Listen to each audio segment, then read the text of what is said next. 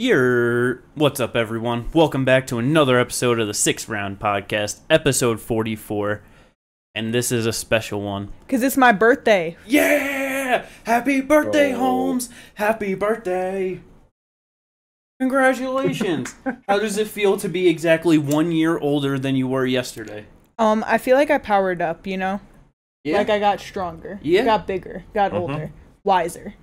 I don't think any of those things are true. What do you mean? You hit that year mark and it's like an instant power up. I'm 1 year fucking stronger. It's pretty crazy because after 9 o'clock at night, this is by far the most energized I have seen you all day long. You have been a fucking skeleton of yourself today. I fucking came home from work. I was like, "You're just nothing." I was like, "What the hell?" I was like, "You're nothing, just sleeping." I was like, "What the hell?" Wow. It was a good way to spend it. No, I understand, but Took I'm a just salt saying. bath. Gave myself, skincare facial. Fell asleep. Maybe that is wiser, you know? You're just sleeping. Yeah. Regenerating. Got the scissors. Y'all been training, so I mean, like, yeah, I guarantee you she's stronger than she was exactly a year ago. Yeah. But it has nothing to do with that. It has everything to do with the fact that 1 year older, power up. Yes, that's how it works. Power Let's up. fucking go. But hell yeah. Now that Kate's fucking 1 year older, she can finally have enough wisdom to talk about some one fights, right? I've been had the wisdom. That's true. What's your excuse, Ginger? What happened to you last night? Huh? He didn't get 1 year older. Who gives you the authority to talk about this shit today?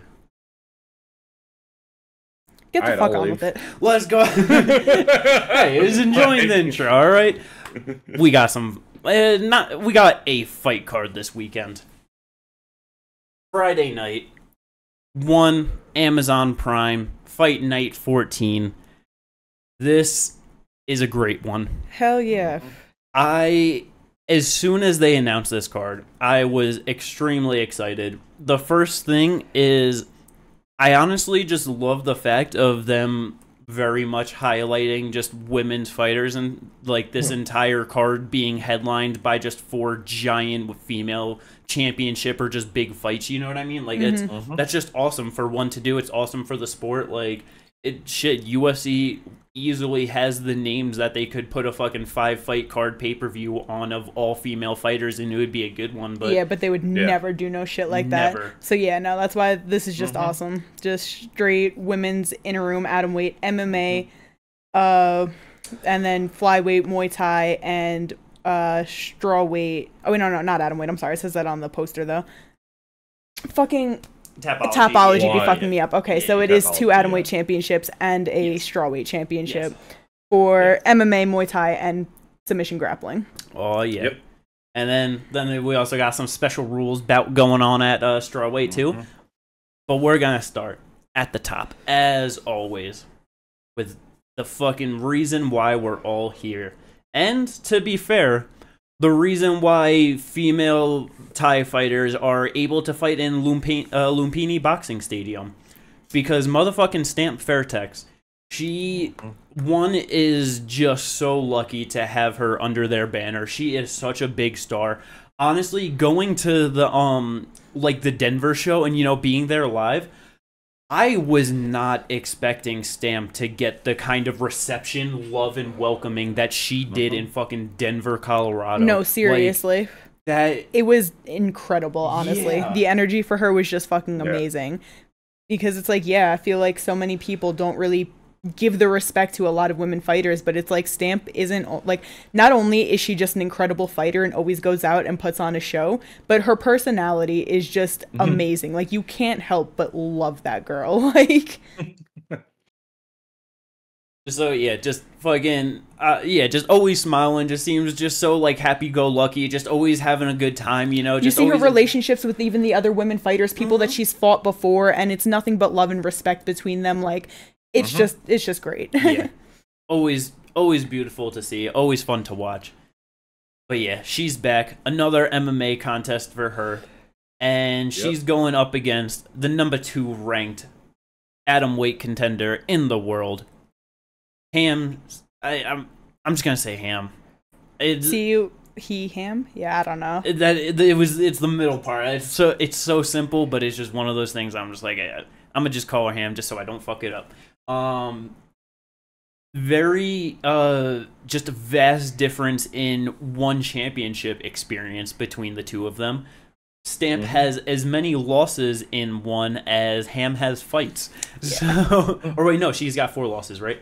Yeah, sorry. 13-4, I believe, overall in one. And Ham 3-0 in one. Yep. Yeah. But she does have plenty of rise and fight. She went 1-3 in the UFC actually. Oh wow. Yeah, I was gonna say, it's 26-8. Has just the experience advantage overall. Yeah. For sure. So. Not yet, but at this point, Stamp, 25 years old, Ham, 36 years old coming into it. I'm gonna think that with as big of a star as Stamp is, and with her being a former kickboxing and Muay Thai champion for one, I'm definitely gonna think that one's gonna want Stamp to win this fight. Hell yeah. Honestly, I kind of favor her too anyway with Ham's age. Yeah. And it's like, Stamp might not have the same MMA experience exactly, but her ground game isn't bad at all, and she's obviously a monster on the feet, as we've seen. So I don't see her having a problem on the feet, you know? But yeah, no, I just am super leaning towards Stamp. Yeah, she's got good takedown defense. She's really good at digging the underhooks, just like being aware of that. Her fucking just willingness and like the ability to fucking jump on the back real quickly and smooth. Like just rewatching her last fight that she had against Alicia? Yeah, Alicia. Or Elise Anderson, sorry. Alicia, yeah, on the card. But yeah, they were just in the clinch, just jumped right up on the back. Like that shit was real swift. Didn't really get like the hooks in, and you know, just kind of lost it quickly after. But just as a Muay Thai kickboxing fighter, to just even be willing to kind of do that shit, you know what I mean? It's like, all right, clearly she's comfortable enough in the ground game. You know what I mean? Like that's not for sure. And it's like she is 10-2 in MMA, so she does have her experience there. Like you said, she's only 25 years old, so she's obviously working on putting together her skills even better. And yeah, I just think that Stamp got this. Yeah. Because she got a submission loss in 2021, and then lost to Angela Lee for the title back in 2022, which was her last loss. So, you know, not too long ago. But obviously, with Angela Lee being out, not really knowing what's going on, that's why we got this interim title fight. Yeah. No, yeah. Maybe it's just my love for Stamp, but I just really want her to claim that, and I hope she can, and I think she can. Because it's like, yeah, Ham experience, but she's just a bit older. She's way more of a decision person than she is really just going out there and getting the knockouts, getting the finishes, getting the subs, you know? So that's why I'm more leaning towards Stamp too, because it's not like on her 26 wins, she has all these subs, all these knockouts, all these, like, you know, 19 of those are decisions. So it's like, there's a good chance she's not going to be able to finish Stamp, and Stamp is just going to ultimately get the better of her. Yeah, no, and from what I saw from all the highlights I was watching, stuff like Stamp is stylistically, I think Stamp has the advantage. She's going to be countering off of Ham's just forward pressure and just kind of swinging wildly into. That's how she gets on the inside. It looks like she likes to swing a lot of hooks, a lot of just forward pressure, and I feel like that Stamp would be able to capitalize on that and counter very effectively. Yeah, she watch, because you know, just thinking of it as like, all right, I want to just what are kind of the differences between like her in kickboxing and MMA, you know? So just going back and actually, you know, her last 2 fights, Elise and Anna, both one, Anna was kickboxing, Elise was MMA, and she does kind of do the same shit across both of them. The biggest difference is, I would say, is in kickboxing, she wants to sit on that right hand counter way more often with her opponent coming forward. In MMA, she's way more willing to use her jab and work off that lead hand. Right.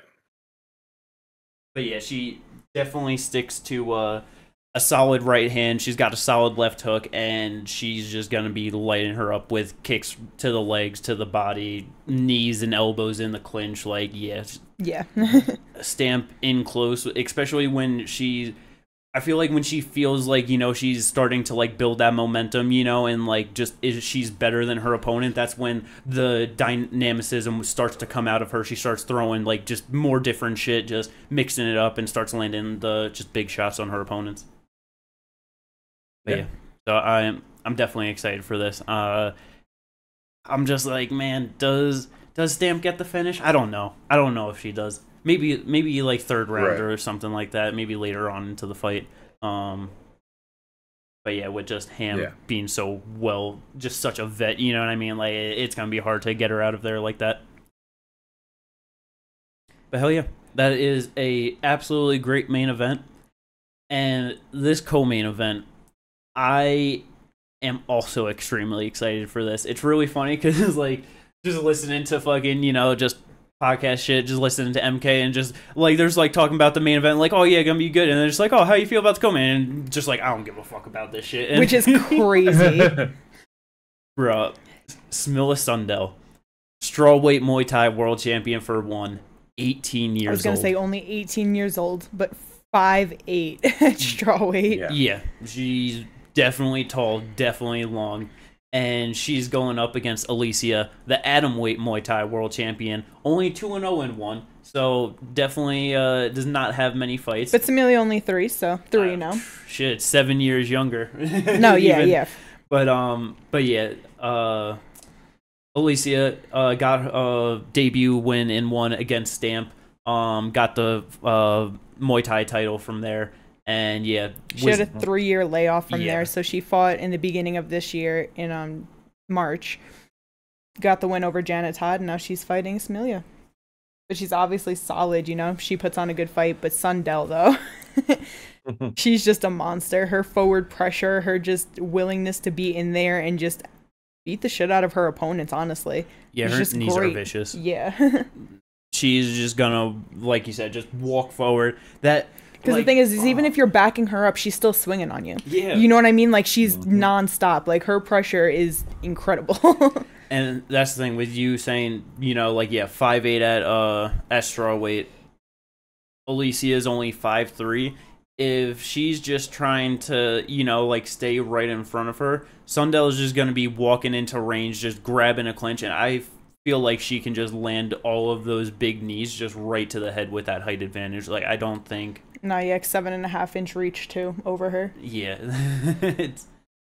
that's big. Like, no, yeah, and it is it wasn't the original fight either, because Samilia was supposed to fight Jackie Bunton, and so I'm not sure exactly when this was booked, but it's more short notice for Alicia. That's interesting. I definitely did not realize that. Wonder why. Well, yeah, and 1, they only got rankings for like an atomweight MMA for them. They only show the champions. But I mean, shit went from fucking that to it actually would have been a rematch. That was 2 fights ago for her. But yeah, so going from a rematch to a fucking champion versus champion fight, I am definitely down for that. Hell yeah. It's Muay Thai, gonna be amazing. Yeah, and they got them small gloves in Muay Thai, so that always makes for extra fun for sure. But yeah, so honestly, I mean, you know, don't know really how durable, if Alicia has been like finished before or anything, but I feel like Sundell is just gonna take this. I just feel like that size is just gonna be too much. Probably. And it's hard because Tapology doesn't have their... I mean, I guess I could go to their wiki. Total kickboxing record, 37 fights, 32 wins, 5 losses. For Alicia? Yeah, decision loss. All decision losses, it looks like. So we're probably going to get a solid 15-minute scrap between these two women. This is probably going to be a good one. This might be the best fight on the card, honestly. It could be, because they both are really great fighters. Yeah. And Muay Thai is just amazing. Yeah. It just, we'll never stop loving how fucking one just has all combat sports. And speaking of all combat sports, these motherfuckers got some grappling up on the line, too. Our 3rd championship bout. Yup. Danielle Kelly taking on Jessica Khan in a rematch. Danielle Kelly was the first woman to compete in submission grappling for one, and she's now also fighting for the inaugural title for them. So that is just a pretty cool thing. Just out here making history for one. Yeah. But yeah, submission grappling. So they do 1 10-minute round, and they go until like someone gets a sub, or they decide if it goes to like the 10 minutes, whoever gets the closest submission attempts, which I'm pretty sure they call catches, but but yeah, and then that'll decide who the winner is, whoever has the most of those. But yeah, a rematch. They grappled, I think it was 2 years ago in 2021. Yeah. But yeah, met up in a tournament. Khan got the win, the upset win over her. Became champion, IBJJF world champ, black belt division at 145, but I doubt it's featherweight. I doubt jiu-jitsu is the same as MMA. Yeah. Who knows? Only 21 years old. Yeah, like getting your black belt before the age of 19. That's just fucking crazy, man. Like obviously Danielle Kelly is like a good star for one, like they're trying to push her, but I'm just like I don't know, man. It's kind of just hard because it's like Jessa is still young and like she has good wins, but she, obviously has her losses. Same with Danielle Kelly, but 27 years old, definitely more experienced with wins over people like Carla Esparza and like just other UFC people, Roxanne Modafferi, Cynthia Calvillo, It's just Carla and Cynthia, very solid grapplers, and like for the UFC for sure. Exactly. So it's just it's kind of hard because she obviously has good experience, and we don't really know where Khan's sitting at with the people that she was against. So I think it's just going to be a good one. Yeah. Their wins and losses are also fun. It's not like they're just all getting decisions. They're getting their heel hooks and their chokes, their knee bars, their arm bars. Yeah, losing by twisters and toe holds, getting toe holds. But yeah, this should definitely be fun. Obviously, some people they ain't a fan of the grippling and grapplings and whatnot, but honestly, one submission grappling out of the months and months, over a year now that have been, because of all the fucking like Amazon Prime and then like the ones before, but I've seen one bad grappling match, and that's what I was gonna say. Only seen one, and it was Reiner's fault. Yeah. It was the other person's fault. It just sucked, but I will always talk shit about that fight. Yeah. Fuck RDR.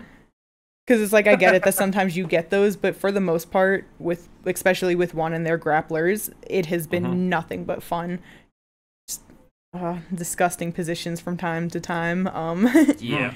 Got the fucking two women that were just fucking rolling around like fucking a little ball with each other. I'll just never not think of Mikey popping that dude's knee in like a million different spots. It's just, whole lot of excitement. Yeah, grappling's fucked up. It is fucked up. Yeah. People don't even realize how fucked up it is, but man. Bro, there's a reason like wrestlers who like wrestle for so long like have fucked up knees, fucked up lower backs, fucked up everything. Like just grappling is hard on your body. Jiu-jitsu guys, all your fucking older guys, like all their joints are gonna be fucked up, like just ACL's gone. When it comes to combat sports, it's like, which one do you want? Do you want bad knees and a bad back, or do you want CTE? Like, those are the roads you're going to. Or do you want both? Yeah, I know, right? But yeah, I love submission grappling. Awesome that they're just adding more divisions, adding a female division to it now. So yeah, atom weights, straw weights on tomorrow night are going to be awesome. Because the last big female fight on this card, another straw weight bout, special rules bout, only punches. That's it. That's all that's allowed in this one. So it's not just boxing, because boxing you can only punch with the front of the gloves. So if it's only punches, I'm going to assume spinning back fist, hammer fist, that kind of a thing. Yeah. So it's boxing with some wacky shit, you know what I mean? I was about to say, I really wonder why they did this. Well, so you got the panda, Zhang, I believe that's how you pronounce her name. Zhang Jinan. Yeah, Zhang. It is the eyes that's what's like throwing it off for me. But either way, the motherfucking Panda. She's been around in one, been a champ for a while. Had in my opinion, just a hilarious trilogy with Angela Lee because she was strawweight champ, Angela Lee atomweight champ. Lee moves up to strawweight, loses to the Panda. The Panda moves down to atomweight, loses to Angela Lee, and then Lee moves back up to strawweight again and loses to her in the trilogy. So no, it was the opposite. Because Angela Lee won to her twice, lost to her once. She dropped down twice. Did I have it backwards? She. Well, they still lost in. Oh wait, no. Sorry, you're right. Okay. She beat her twice. I was about to say. I was like, I looked at that so wrong. I'm like seeing the green over Angela. I'm like, she won, and then I was like, wait, no, that means she beat her. Yeah, no. I'm looking at it right now. It was a TKO in the 5th for the Panda, a rear naked choke in the 5th for Angela, and then a decision. Moment, okay? I get it. I get it.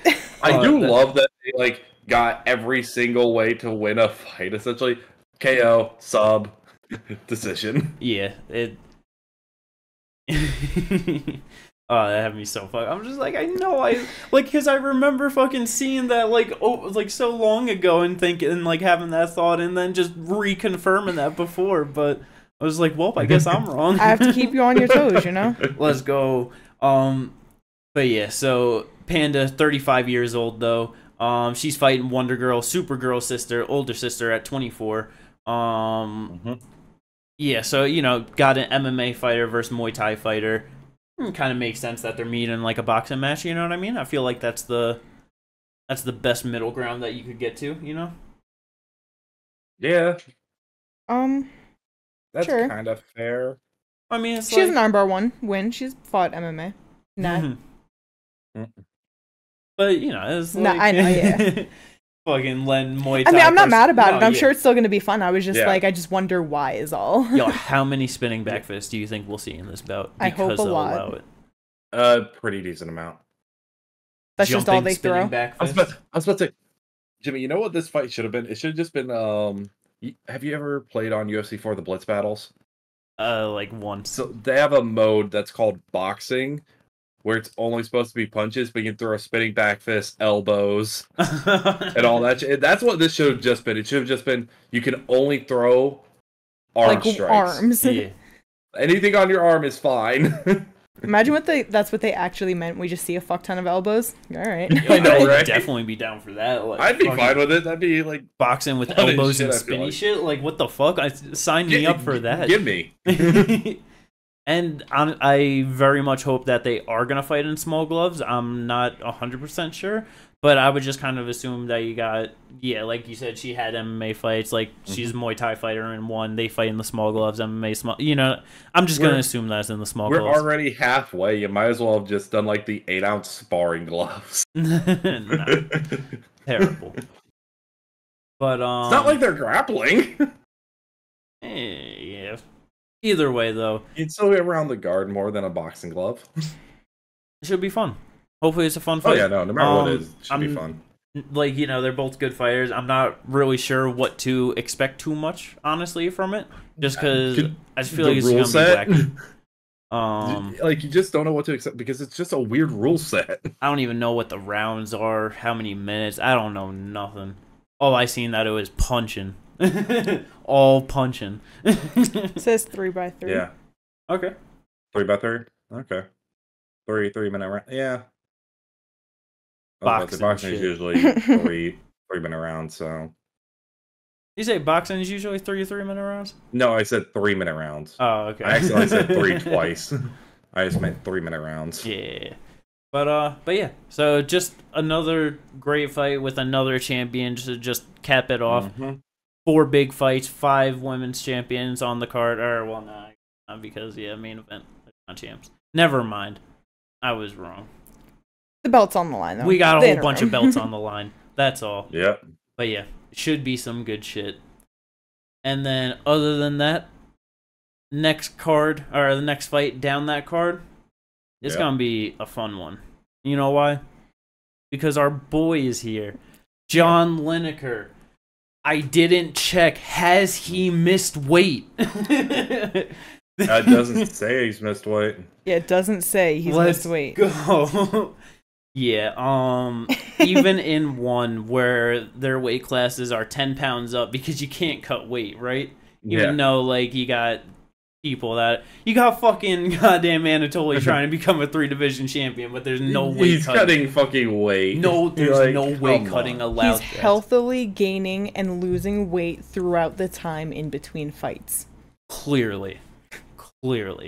But, yeah, John Lineker, he's back.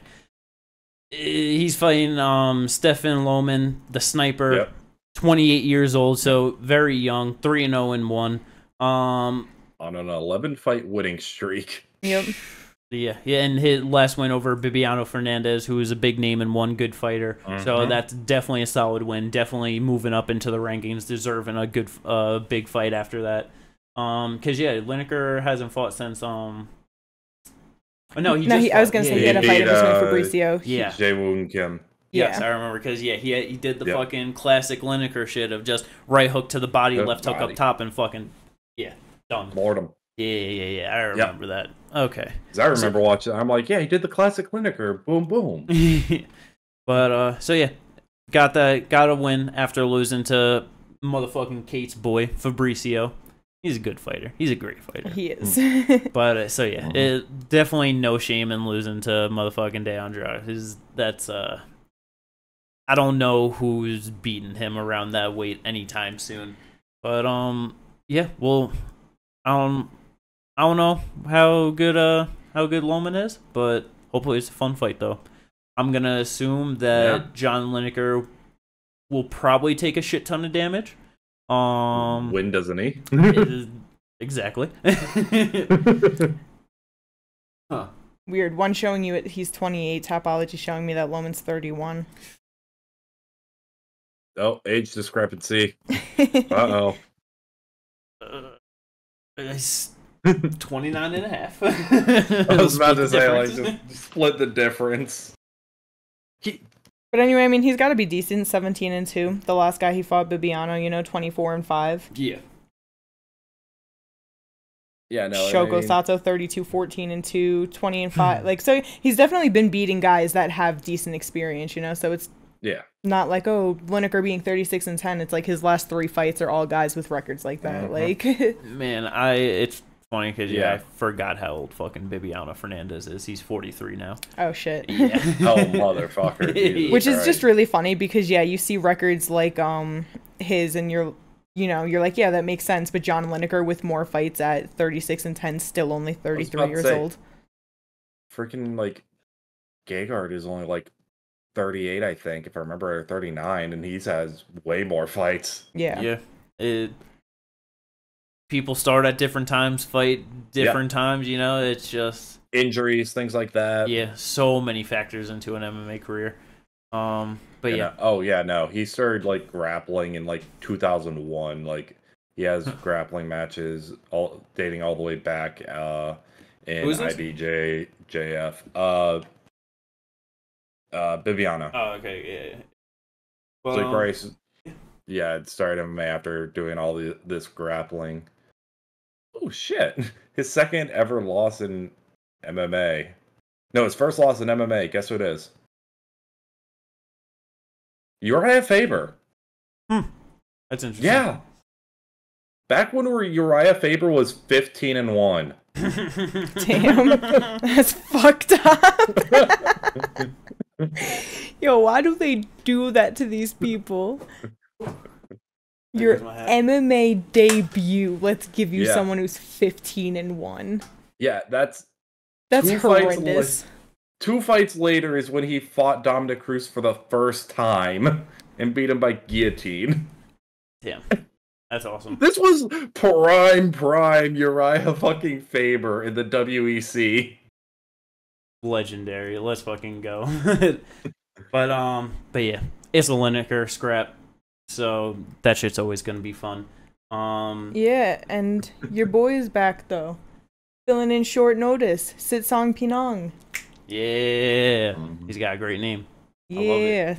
But yeah, it's fucking one. So even the guys that don't really be knowing like that or whatever, there's gonna be good fights. Like I am very excited for this card. Just hell, motherfucking yeah. But that is gonna wrap up our little preview for One Fight Night 14 on Amazon Prime. Thought you were about to wrap everything up. I'm like, yo, bro. Oh no. Oh, we got a lot more. Yeah, like, we got. This is just the beginning, you know what I mean? This is just the... Then now we'll go to the worst part of the shit to talk about. But it was a pretty damn great week. I was going to say, we can't say this is the worst shit. Like, I understand, but this was amazing. It's the worst segment of the fucking... Usually, but this was great. We got stuff to talk about. You can't just... No. What? Okay, I understand what you're telling saying, me that. I also understand what Jimmy is saying. I get what you're saying. Like, something has to be the worst. Yeah, and it's this. But it's still fucking awesome. Because Dana White's Contender Series Week 8, Season 7. Holy fuck. That's all, like, holy fuck. Card starts out, and Vinicius Oliveira, 135-pound division, just gets an absolutely vicious one-punch left hook knockout. Just starches Victor Madrigal in the first round. As soon as that happened, it's like, okay, yeah, this dude is getting a contract, you know, especially with the how. Then the next fight happens. Female flyweights. The best motherfucking division in the female division, right? Like, it just consistently proven me right. Because Ernesta versus Carly, I do not know how two fighters with such limited experience, and especially for Carly coming in on 10 days notice, how the fuck did they put on this good of a fight? Right, because coming in, Ernesta 4-0-1 and Carly 3-0. Like, I was about to say, Carly was also, if I remember right, was it Carly coming on short notice? Or 10 days notice for Carly, yeah. So, just banger of a fight, though. Oh my god. That was too good of a fight for Contender Series. Like, it just... And it's just funny because fucking, I think it was Oscar Willis or whatever, just Mac Life just bringing up to Dana White just in the post-fight press conference for that. It was just like, oh, you know, like, fights ever get so good, think about doing, like, Contender Series bonuses or whatever. And Dana is just like, I think the bonus is, like, handing out, like, giving, like, the win or the losers, like, their win money and stuff. Like, he's like... But what about the winners? Yeah. The contract. Yeah, it was just like, and then he just kind of laughed at it and was like, no, like, we're not fucking doing bonuses. Which is so fucked up. I mean, like, okay, it's, maybe they shouldn't have set bonuses, but for something like that night, that's a night where Dana should have been like, I'm giving you a bonus. Even if it isn't a $50,000 bonus, but give them an extra 10 grand real quick. You know what I mean? Give them an extra 15. I know that's still nothing, like, to what they did, but it's like, give them something for that, because there was no reason to put on such a spectacular performance. No, yeah. And it's just wild because, the fight went to a split decision, but with it being such a great fight, contracts. Yeah, because both of them. I just want to... Why is... Fuck. I just wanted to try and pull up, like, the fight stats on that real quick, if I can find them at all, but I probably won't be able to.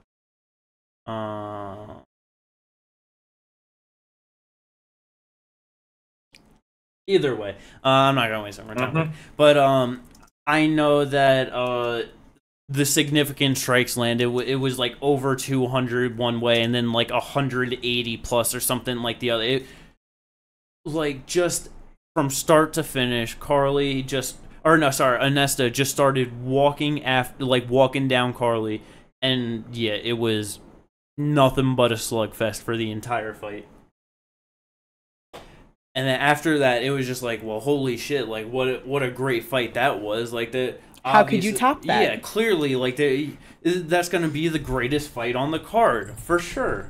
Then Danny Silva and fucking Angel Pacheco watched that shit and said, "Hold my motherfucking beer," because like, bruh, this fight.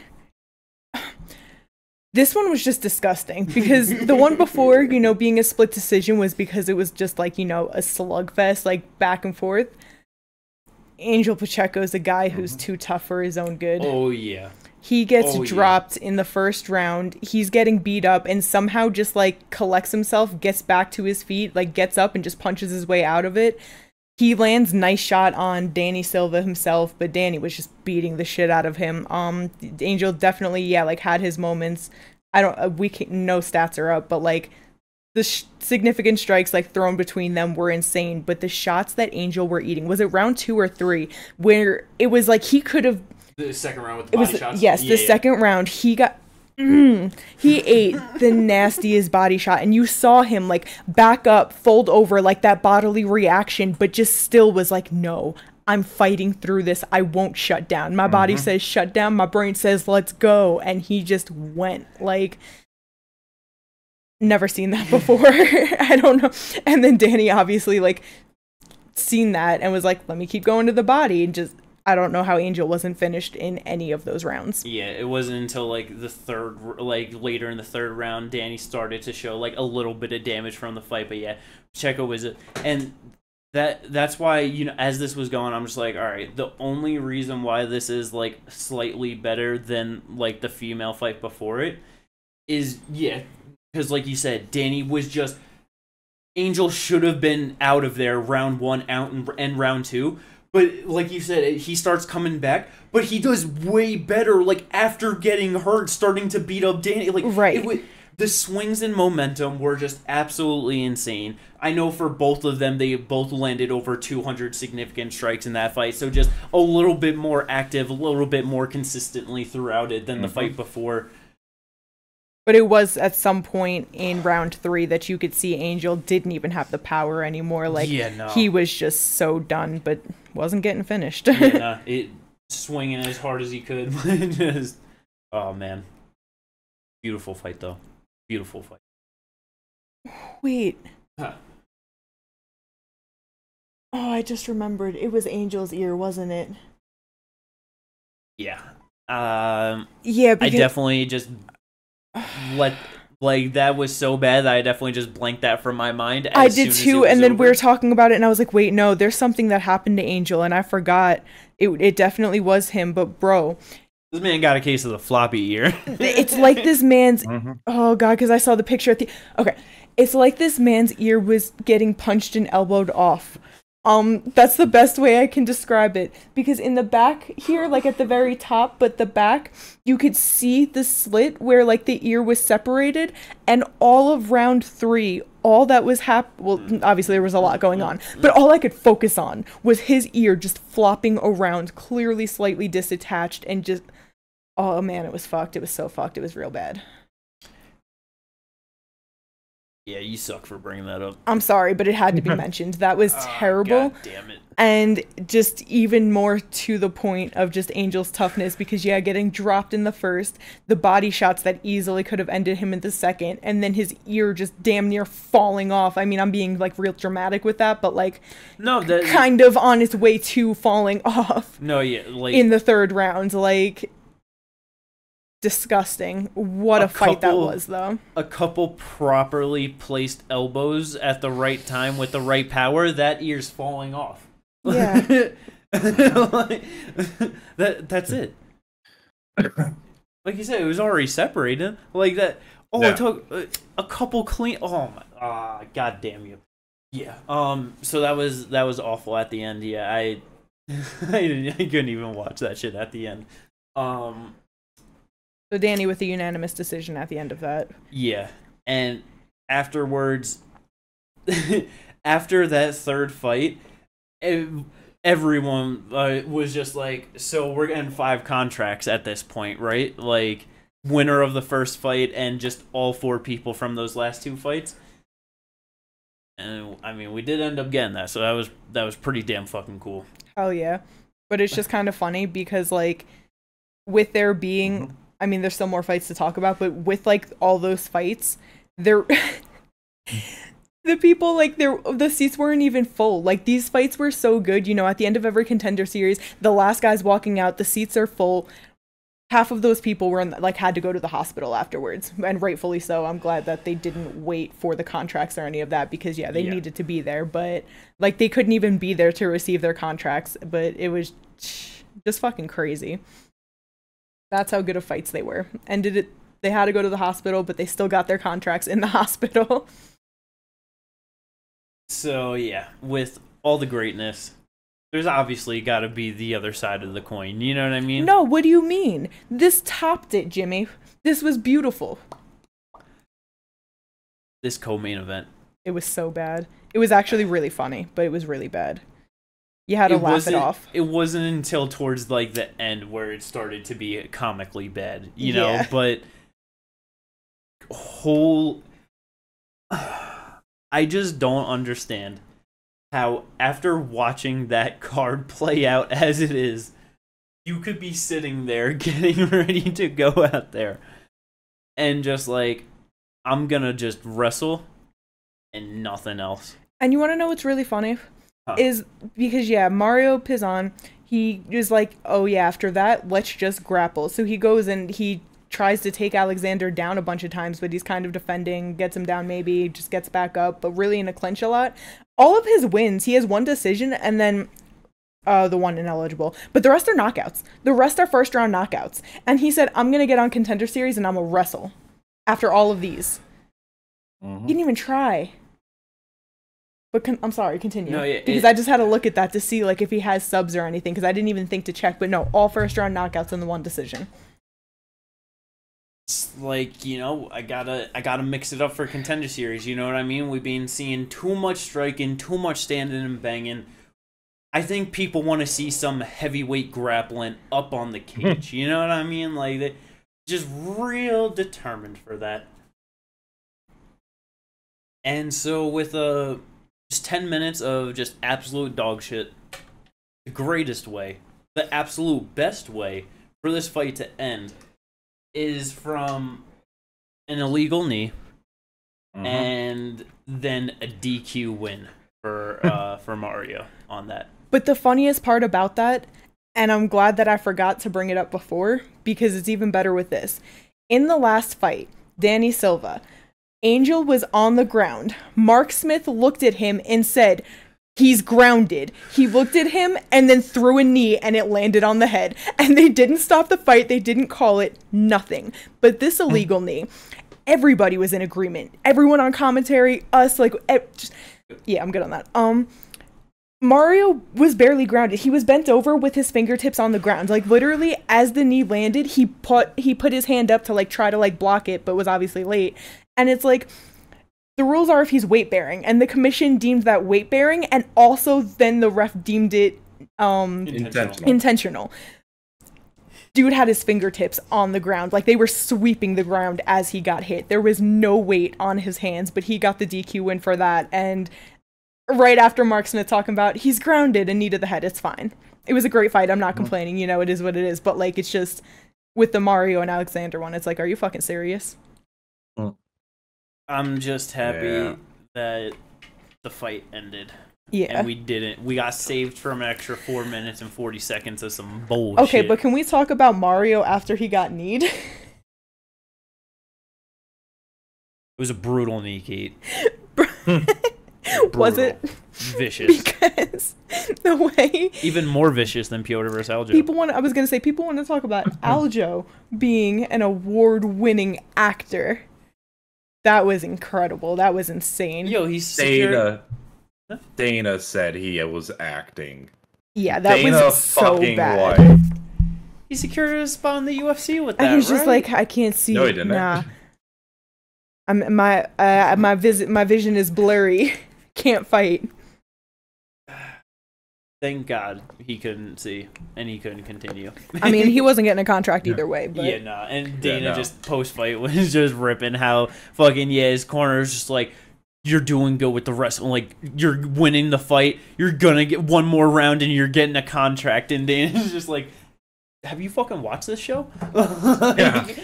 What do you mean? Right, even I'm almost certain they wrote him in the UFC blacklist. Like, never sign this guy. Bruh, post-fight, like, during the contract handouts, he said, if you have nothing nice to say, don't say anything at all. Moving on. Yeah, that was awesome. Oh, man. But yeah, dog shit fight. Spend way too much time talking on that fight than it deserved. That main event, though. Left hand to God, indeed, for motherfucking Danny Barlow, because... That left hand sent Raheem to God. Yeah, they were just going after each other right away. And I guess like a fun thing was they were just like fighting on the regional scene, same promotion. Both fighting out of Tennessee, so yeah, just trying to get them like booked to fight each other, and they were just like, nah, we're friends, like we're not gonna fight each other. Contender Series calls up like, hey, we got a main event for you boys.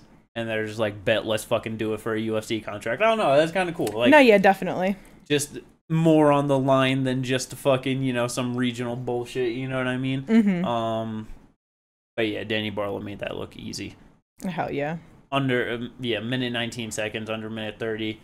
Gets the first round KO TKO win. And, secures himself a contract. Another fighter securing themselves a contract with a beautiful finish. And with 5 fights, we got 6 motherfucking contracts on the night, so... And 1 fight didn't get any. Yeah.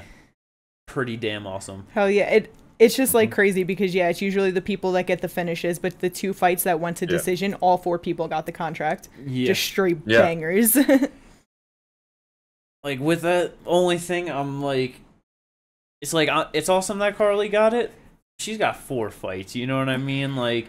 Yeah. 125 division that could end up being rough for her. She still is young though, but you know, well, I feel like from all of these fighters that got the contract, we're definitely gonna see some good fights, if like good performances, you know, too. So, hell yeah. So that's gonna wrap up Contender Series. Another solid week. We got 2 left in this season. Let's fucking go. But that's gonna bring us into our last little segment of the week. Fight news. We got a lot of fight announcements. It's not even news. It's just straight announcements. Fight announcements. And it's just like, bro, we did this literally a week ago and we have like just a shit ton more. So many more. So I just, you know, put this up in like the order of just looking through the shit. But we're not going to go in that order because there's way too much good shit here to start off with the first thing. You know what I mean? Yeah. So let's just get the sad and the bad out of the way, right? All right. Because I'm gonna start with T. Ferg, El Kukui. He's got another fight lined up after 6 fights in a row, all losses. Most of them rough and terrible losses. Yeah. And he's fighting motherfucking Paddy Pimblett. Paddy the baddie. First time in UFC history that a fighter on a 6-fight losing streak is fighting someone on a 6-fight winning streak. Yeah. Ginger, how you feel about that matchmaking? I don't know what the fuck you're gonna do with Tony anyway. Like, at this point, it makes sense, and honestly, like, to a degree, just because it's like, what do you do with Tony? He's either gonna want people who are like big names or just fights he thinks he can win. Like, I mean, he thinks he's gonna win every fight, so it doesn't. Yeah. Like, that's the problem. It's just like, Patty's a finisher. He's really good, but really good. I'm talking about when he's finishing people. Like, he's got really good, like, killer instincts is what I mean. Like, he really just goes in. He does. Like, that's kind of the thing. Is it'd be interesting to see him against Tony's style. Like, Tony's, I don't know how he deals with it. It just sucks because, just like you saying, it's just not like Tony doesn't have his style. You know what I mean? Like, I know. I feel like this fight just sucks. Like Yeah. it's just because of Tony, unfortunately, because it's like there's no way there's a winner in any situation if Tony is involved. Because you beat Tony at this point. You beat Tony and it's like, okay, you beat a guy on a 6-fight losing streak. You know, if you're the fighter after him, a 7-fight losing streak, it's like, okay, and fucking what? You lose to him and it's like, bro, you lost to Tony who's on a 6-fight losing streak. Like, you're the one that broke that. Tony wins, he uses that to go on another losing streak. Like, it just, he loses, he's getting beat the fuck up. Like, there's no winning for either person out of this. Like, I guess sorry, what do you want to say, Jojo? With just like Tony, like at least with like a win, like it's at least for if Tony wins, like even though he's still gonna be delusional, like at least there's that like even if it's just momentary, like moment of happiness for Tony. And it's like, I feel you, but that moment of happiness is just gonna lead to him. It's just, I don't know. I would almost rather him lose and just hope that he just understands it's over. No, I know, but like I 100% believe this is more of a lose-lose for Patty. Well, for sure, definitely. Yeah. This is like, because if he wins, he was already on bad terms with most of the MMA community. Or the no one's gonna like him anymore. No one is gonna like him after this. It's like not a single person. Because with Tony just being the jiu-jitsu guy that he is, like watching him get subs, like it's not even like better than watching him get beat up and knocked out. Like it's just so sad to see. You know what I mean? Like it's like if you knock him out like that. And then if you lose to him, you will never live that loss down your entire fucking career. Yeah. No. Yeah, and just like saying if Tony wins that he's just gonna use that to try and just go into another losing streak. It has me thinking, would I rather see Tony lose to Patty now and just possibly get cut, retired or whatever, and his last loss being Patty, or him beat him, have that moment, but then it's like he's gonna get fucking a fight with Dan Hooker or some shit and like just get absolutely mollywopped, you know what I mean? Like, and even if it's not that high up in the rankings, even if he gets fucking Frivola, Jalen Turner, you know what I'm saying? Like, oh my god, no, it's just and that's what I mean, because even if it's a win for Tony, if he wins, the fans know what it is. We all know what it is. Nobody wants to see it, we want to see it, but it's that double-edged sword. No, I know. That's what I mean. Like, it's... But it's definitely worse for Patty. Like, I still would rather see Tony win, at least. Like, I just... Hopefully Tony just goes out there, knocks him out, and he's just like, I'm done. Like that. That would just be... That's best case scenario. Best case scenario. That would be fucking awesome. Because Jimmy and his Delulu era. I said you and your Delulu era. I'm hoping, alright. That's the best case scenario. It's the most... It has like a 0.000000001% chance happening. Yeah. But yeah, so... Hopefully Tony can win, man. I don't know. But yeah, that's a fight that's happening, though. We could keep it in the same division because we do got a couple more fights lined up for that division. Another top 15 fight. Well, I mean, that's not a top 15 fight. It is close enough to it, though. It is a big fight. Frivol's 14. Well, I meant with Tony Patty. Oh, yeah. But because I said another. But no, I know. But... Top 15 fight at 155. Steamroller is back, and he's got himself just a fucking French marauder in fucking Benoit Saint-Denis. Hell yeah. Bro, this is a fucking fight. This is a scrap. Listen, I know that the only reason it didn't get finished in when he fought Alizé was because of the ref. But he didn't get finished, you feel me? He never got knocked out or nothing like that. Like, he wasn't out of there, so it wasn't done. This is a fight for Frivola. But yeah. Yeah, I'm just like, Dos Santos is like a big hitter at 170, but I don't know why. I just feel like even though he like you said he didn't get knocked out by him, I feel like Steamroller can shut the lights out. Like because I know he's the one who fucking chinned fucking Dober, yeah. but it's like Dober is 34 at this point, you know, been fighting for a while, so like that might have had an effect. I'm not trying to take that away from Matt at all, though. I just Benoit's a fucking beast. And it's like, just seeing what he did to Bonfim, what he did to Thiago Moises, it's like, this is a fight for Matt.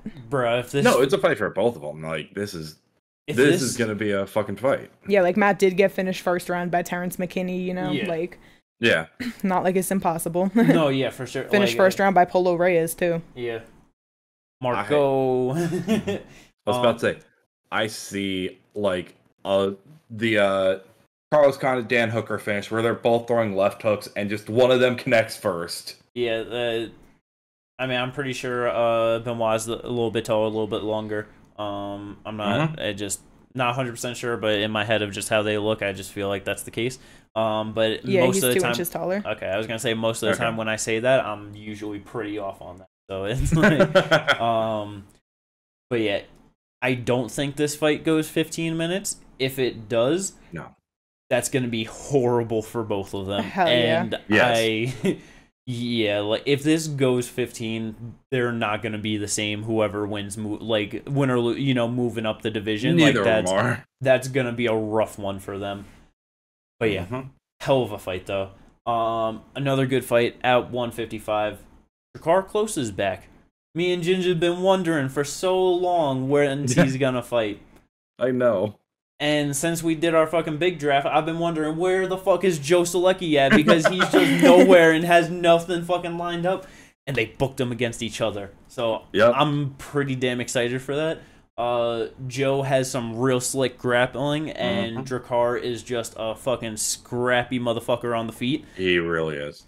So if Joe can get the takedown, he probably takes the back, gets the sub. If he can't take him down, he is gonna get the dog shit beat out of him. So he's in for a long night. Yeah, should be fun either way.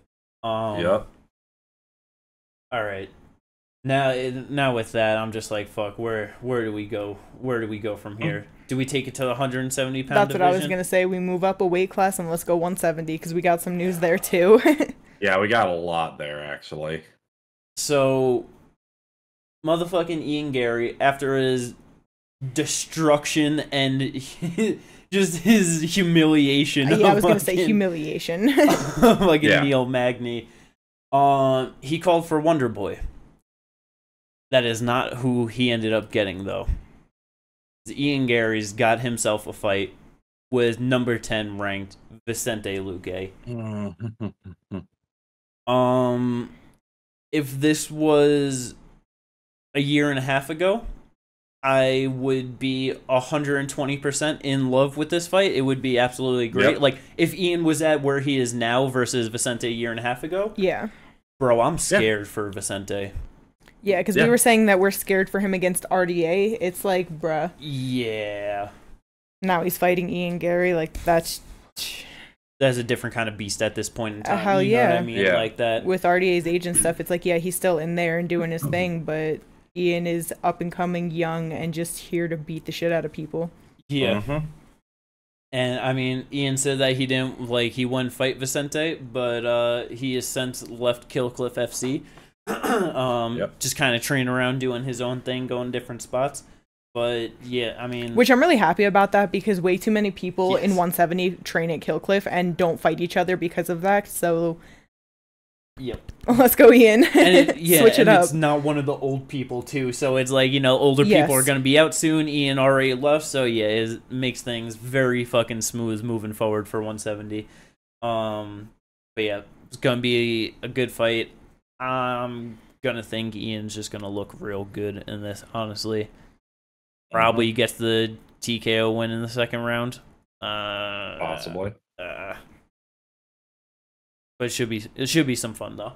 And what's that? December UFC 296. I believe so. Yeah, it's 296. Yeah. But another fight on 296. Same division, little bit further up in the rankings for both of these guys. Yep. because Wonder Boy, because yeah, like Ian calling out Wonder Boy didn't get that fight because Wonder Boy was already booked. Yep. And he was hoping to get that Usman fight, but it didn't line up because apparently Usman's already got another fight, which we'll get into that too. So instead, he fucking takes on the person nobody wants to fight. Yeah, just the probably worst possible matchup that he could, like, against a new fighter in the division. In motherfucking Rockman, Shavkat Rakhmonov. I respect it though. Yeah. I really do, because it's like, bro, of all people, like, nobody wants to fight him. Rockman has been trying to fight. Kelvin unfortunately had to pull out. He's talking about he's ready for all these pay-per-views, all these months. Somebody fight him. And Wonder Boy, 40-year-old Wonder Boy, is the one that is willing to take on fucking Shavkat. Yeah. Because it's like, he said that he didn't want a grappler, he wanted another striker. Well, even just looking at the stand-up, Shavkat could just easily fuck him up on the feet if this was just a fucking kickboxing fight. Like, that is totally in play. But now you add in the fucking grapple, like, bruh, this is just a terrible matchup. Yeah, like, he's 17-0 with what, 9 submissions, 8 knockouts? Is that what it is? Yeah, because it was 50-50 and then he got the sub over Jeff Neal. Yeah. And that, It's, like, bruh, who the fucking beat this man? Like, It's so hard to see it right now. It really is. He has as many wins as Thompson does. Thompson just with 7 more fights and losses and draws. Yep. 12 years older. It's just, I don't know. It's not looking real fucking scary for him. I'm gonna be honest, I don't think Wonder Boy has a route to victory in this fight. No, because it's like his last win was Kevin Holland, but then he lost to Bilal, he lost to Gilbert, and then it was 3 years ago that he was beating Jeff Neal Vicente, Yep. Well, 3 and 4 years ago, because he was only fighting once a year, so it's just like... Well, he kept breaking his hands. And shit, he broke his hands fucking Kevin Holland fight, but it's like... No, yeah. And it's also, he had great wins over Jeff Neal and Vicente Luque, much different level of competition comparatively to Shavkat, you know what I mean? Yeah. Like that, I don't know. If this was, like, Wonder Boy that was fighting Woodley, I could possibly see him, like, outpointing Shavkat to victory. But at 40 years old... Not at this point. It's so hard to see that. I'm gonna think that Shavkat's gonna probably put Wonder Boy away and keep his finishing streak alive. Yep. Which is that's gonna be sad to see. But that is definitely gonna get Shavkat a real big important fight after that. So let's fucking go. And I mean, shit, if Wonder Boy wins that, how do you not give him a title shot? That's what I was gonna say. Give him the title shot. Give him a fight that they can't deny taking him. Like, I mean, yes, but like that also, I guess, depends on another fight that we got. Potentially. Okay, so potentially, because with Wonder Boy trying to fight Usman, he doesn't get that fight because he's saying UFC said Usman's already got a fight lined up. And then Dana White is saying that Bilal's already got a fight lined up. Yeah. If Bilal's fighting anyone that's not in a title fight, it's number 1 Usman. It should be Usman. Yeah, so, bruh, it is... I'm gonna feel so bad for all the fucking just Usman diehard fans, or just the people that love him, just like after fucking him, just his championship reign and shit, and like hate Bilal. Because, bro, Bilal is about to put in some work on Usman if that fight gets made. Yeah. I didn't see it. This man just can't grapple like he used to. Like, he really can't. Bilal is way too active. He's just going to be doing too much and just is too good all around that I just really don't think Usman can hang with him at this point. Yeah. That's the way I'm feeling, too. And it just, like, at that point, Bilal just kind of becomes undeniable. Like... But everybody hates him, so Dana gives it to Shavkat anyway. But, like, and honestly, in my opinion... That's the thing. If you got Bilal coming on like off the Usman win and like his win streak and everything. And if Wonder Boy beats Shavkat, I think you give the title shot to Wonder Boy. Right. That my opinion is. I agree. Just because he's 40 years old and it's obviously his last shot. No. Okay, but here's the thing. I get what you're saying. Sorry, not sorry. But the odds of him breaking his hands and needing to be out for 6 to 8 months. Oh, that's true. So yeah, Bilal could just get in, and then he gets it next. Still work out no matter what. Honestly, yeah, that's very true. There's no way in hell he is coming out of this fight without 2 broken hands like that. Unless he gets finished, taken down, like beat up right away or something. You know, like if there's extended like just back and forth on the feet, this man's hands are fucking dust. Like that's why I'm like. Bilal still could get the next one. It would just be Wonder Boy after that. Like, let's go. But yeah, and then it's just so funny how with all of these things at welterweight, every single one is tied to each other in some way. Because with Shavkat like, not being able to fight Kelvin, because he pulled out, well, Kelvin's back. He's got another fight against someone that keeps on pulling out too, Sean Brady. I really like this fight, honestly. This is fun. This is a fun one. If Kelvin is his same self, like that he's been at 185, like moving down to 170, bro, this dude is knocking out Sean Brady. He's knocking him out. His fucking left hand is so goddamn fast and explosive. You know, like, bruh, Sean's striking is pretty bad. Like, bro got TKO'd by Bilal. Yeah. And that was Bilal's first TKO since, what was it, like 2016 or some dumb shit like that? Also got 2016. Also got outstruck by Michael Chiesa on the feet. Yeah. That is a thing that happened. Yeah. I don't think he's got a chance in hell to win this fight. As long as Kelvin's not fucking destroyed at 170. You know, like, there's a reason he moved, like, there's a reason he's been at 185, because he's tried moving down to 170, and he was killing himself to get there. Like, he's gotta take what, you think you got better at weight cutting as you got older? He's got to take some of that belly off. You know what I mean? It's alright. Like, healthily losing weight. Just round down that barrel a little bit, you know? If he knew how to do it, he would have done it sooner in his career. But, maybe. But yeah. He went to Thailand, he learned new things.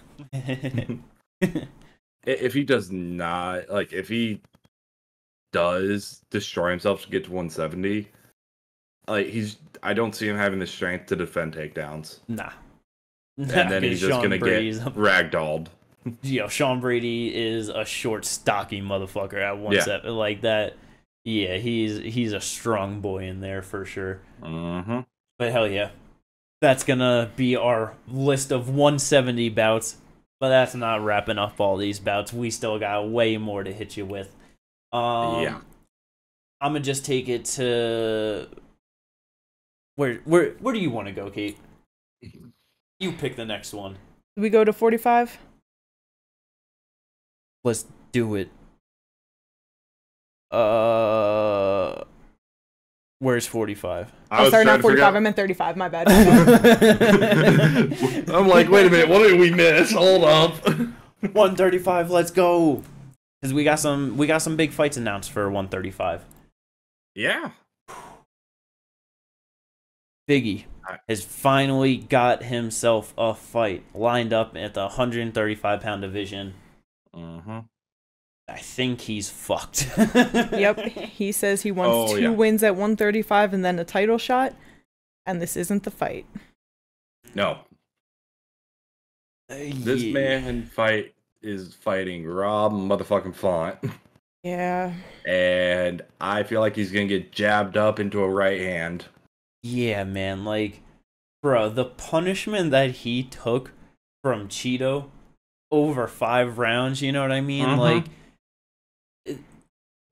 I don't think there's going to be a single thing on the feet that Davison is going to be able to do to Rob Font. No. Like, he's smaller. He's gonna be the shorter guy. The doesn't have the reach. Like, he just 3 inches shorter, 3.5 reach disadvantage. yeah. Like the only thing that I could possibly see for a route to victory is using that flyweight frame and just like the flyweight grappling to just shoot in on him, try and create some sort of scramble where he could just slip his way to the back and try and get like a rear naked choke or something. Yeah. That's the only thing that I see possible.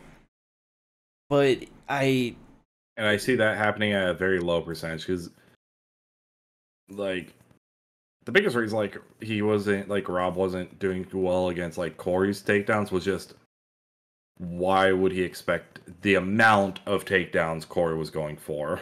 Yeah. I mean, he's been mixing it up more recently, but yeah, but like he's been amping up more and more. Like again though, like it's like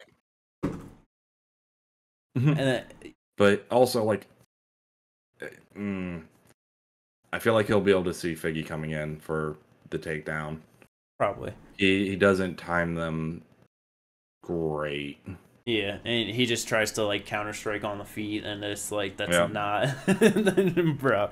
If he goes out there just backing up to like Rob Font's jab, and gets he's getting jabbed up and he's eating a lot. He's out of there in a round. You know what I mean? Round and a half at most. Yeah, so that should be a good performance for Rob. Yep. But yeah, I mean we'll see if Davison gets the win though. We got to see him versus Henry. That you got to put that on the books. Let's go. Yeah. But another good fight. Great fight, matter of fact, at 135. Piotr Jan has finally got another motherfucking fight lined up. Yup. And it's against one hell of a fighter in Song Yadong. Yeah. I know me and Ginger have very differing opinions on how this fight is going to end up playing out. So how do you feel about this shit, Kate? Do you guys really see it differently? Yes. Yeah. I think Song's going to go out there and fuck him up. That's interesting. That's not how you feel? That's not how I feel. That's insane. Yeah, I feel like Song's gonna go out there and fuck this man up. I think that Piotr just, I don't know.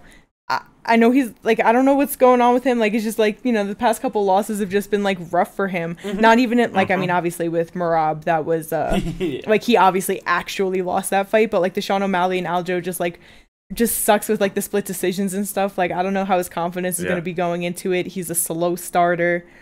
It just, and it's a 3-round fight, right? No, it's a 5-round main event. Oh, it's a main event? Yeah. Okay, so that definitely works in his favor more, but I don't know. I just feel like it's one of those fights where Song's on his way up, he's looking good, Piotr was at the top, he's on a skid, so I feel like a lot of people are just gonna, think that Song's gonna be able to get it done. I don't think Song is, at this point right now, I feel like his biggest he's got amazing power and a good chin. Yep. But I don't think he's got, like, the greatest technical striking. He's not, like, the greatest grappler. I just feel like it's going to be a real rough round and a half for Piotr Jan, but by the end, he is tough as shit, so, like, he definitely can come out on top. I don't know. Yeah, I feel like by round, like, especially by round 3, Piotr is going to be, I think that this is going to be a classic Piotr fight. He might drop the first 2 rounds, but if it makes it into, like, round 5, like, he's going to be beating the shit out of Song by round 5, probably. Like, I don't know. I expect a late win, late finish win for Piotr, or, like, a solid decision, honestly. But who knows? I was about to say, and you already know how I felt about it. It's just like, I feel like Song's gonna win this one. I feel like it's a close fight, but I feel like Song's gonna win. Yeah, I guess, like, I don't know. Song has been finished before where Piotr hasn't, but I don't know. I feel like Song's gonna go out there and get it done, honestly. And again, And like I was pointing out to Jimmy, like he is still young enough. He's 25, Yeah, he's 25. where he can make huge leaps in between his fights. For sure. This dude's just too committed to alpha male, man. That's we all seen what Piotr did to his head coach Uriah Faber. You know what I mean? That's all. Yeah, the 42-year-old. That's all I'm gonna say is we seen how it went. Hey, if only he was 52, then it would have been the exact reverse of Song Yadong's age. You know, would have been a little bit more mathin'.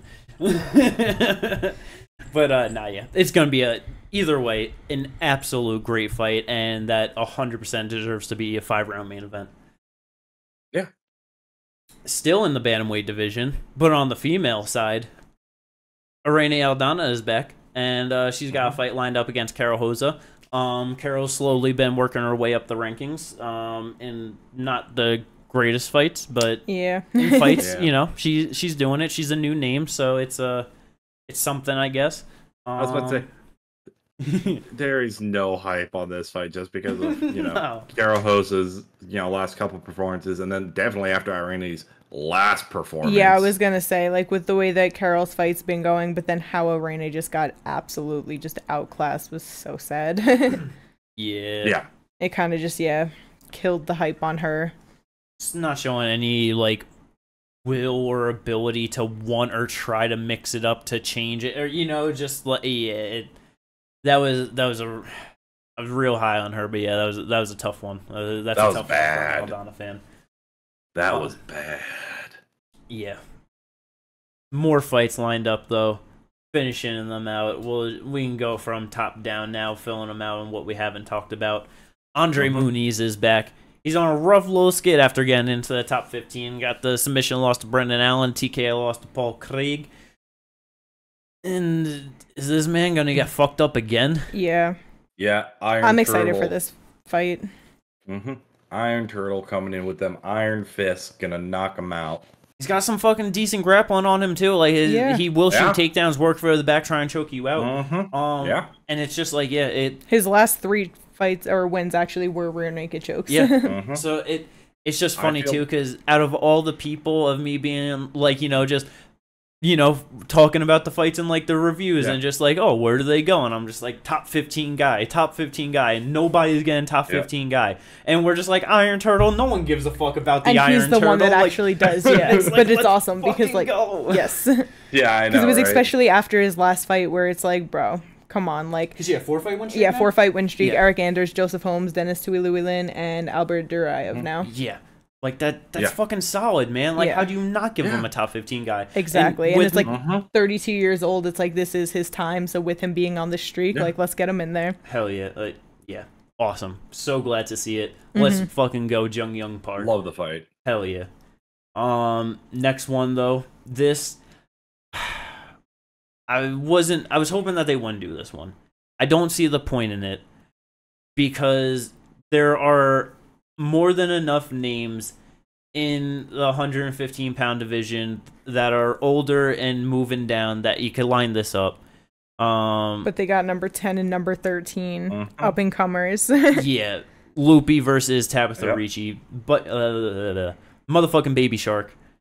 This is gonna be a real good fight, though. Yeah, it's definitely gonna be a good fight, but it just, like you said, it just sucks because all the people in this division that you could have used them to boost them up and maybe have them fight each other when they're at the top and it's more exciting fight. It has more meaning. You're gonna do it right now. Yeah, yeah. I would just like to point out that a while back, I said this was a fight they could possibly do. Yeah, I know. And it sucks. It's a good, like you said, it's a good fight. I understand what you guys are saying. It's just like, I'm like, looking at it, it's just like, UFC doesn't actually try to build stars. They're just try to build stars, but they're not trying to build multiple stars. They try to build like one at a time, essentially, in any division. I know, and it sucks because it really makes me think that they're just trying to build up Tabitha Ricci, because it's like, Loopy is a good name for them. But she, like we said, like she's that Angie Hill, she's that cowboy where she's just fucking scrapping everyone between 2 weight classes, just always move, you know, just down to fucking fight on short notice. And so with her just, you know, on a good little roll right now and just getting into the top 15, it's like I can just see them wanting Tabitha to win this, to propel her up, and it's like, okay, well, Loopy's still our person that's going to fill in, that's going to fight 4 times a year, that's going to be here when we need her to fill in the spot, whether it's on the prelims or on like main card. Just yeah, like I said, she's filling that Kevin Holland, Cerrone, Angela Hill. She's going to be a fan favorite. Yeah, for sure. No matter what. Like, but that's exactly why they probably just want to push Tabitha, so that it's like you have like your star, the person that might be champ, but then you got your fan favorite. Everyone loves her. Exactly. Yeah, fucking takes a rough loss, but she's going to look great in 2 months anyway, so who cares? Right. No, yeah, exactly. So, yeah. Great fight, though. That's going to be a lot of fun, for sure. Shit, and that's the last one. I guess it is. Wait, no, it's not. There's one more. Fuck, I missed. Yes, one more. What's that? I missed it. I'm sorry. There's so much. We got so many fights. All right, my bad. I know. My bad. We move on up, all the way on up. The heaviest fight out of all. Or well, no, we did have another one at 185. The second one at 185. This one has more meaning. Way more meaning. Jared Cannonier, the killer gorilla. He's fighting Roman Dolidze. Which I don't. This came. Yeah, this came out of nowhere. Yeah, I don't understand why they're doing this. Like, to me, when like hearing this right away, I'm like, okay, so the dude that when you tried to make him have like a good step up in probably the easiest path to the top 5 at the time in Marvin Vettori, he looked earlier terrible. This year at that. He looked terrible. And so now you're gonna match him up against the guy that just destroyed him, beat the fucking dog shit out, like, because it's not like Roman had a fight in between. Like, it was literally his last. Was his last fight? It was his last fight earlier this year, March 18th. Like, he was supposed to fight Derek Brunson. Something happened. We still don't know what the fuck's going on with that. Why that happened? Oh yeah, Derek just no longer with the UFC apparently. Yep. So we don't know what's going on with that. And then they're probably just scrambling trying to find people. And I'm just sitting here like, Whitaker wanted to fight Roman. I didn't yet. They want Roman to win, I guess. Like, no one wants to see I mean, because that's the thing. It's like, because no one wants to see Jared versus Izzy too, and it's like, I don't know, are people really trying to see Jared versus fucking Strickland too? You know what I mean? Yeah, like, but are people trying to see, like, where does... So Roman's it has to be them. Name, you know, like, it's different. Like, that's it. But it's just, like, crazy saying that Roman's a new name at 35 years old. You know what I mean? Like, I mean, he's not been in the UFC that long. Yeah. Like, I know what you mean in that sense, but it's like, it's not like he has much time either. And to what we've been saying with losing to Marvin, I just don't see him winning this. Oh, no. But you know how fights go, where it's like, it's just how things work, and they're like, we need a fight, you guys want to do it, even though it doesn't make sense. Like, yeah, I was surprised they didn't pull. Does Brendan Allen have a fight right now? Yeah, I'm pretty sure. Oh yeah, him versus Paul Craig. Yeah. But yeah, weird matchmaking. Don't really understand it. I'm gonna expect Jared to look beautiful in this fight. Jared's gonna knock him out. Yeah, probably in under 3 minutes. But yeah, that is finally gonna wrap up all the motherfucking fight announcements. A whole goddamn bunch of them, but yeah, so many good ones. Q4 of the UFC looking nice. Very fucking nice. Oh yeah. Yeah. But let's fucking go. I hope you all enjoyed this one. It was a pretty good one. I was kind of heading into it. I'm just like, damn, you know, talking about this one stuff. Yeah. Like, how's this gonna go? Is this gonna be a fucking just a terrible episode? You know what I mean? But let's go. It was fun. I hope you all agree. If you did, like and subscribe. And as always, we got the links in the description. Me and Gingy be streaming. Me and Kate be streaming. We're trying to stream more often, so come check us out on Twitch. But other than that, have a good one, and we'll catch you in the review. Let's go. Peace.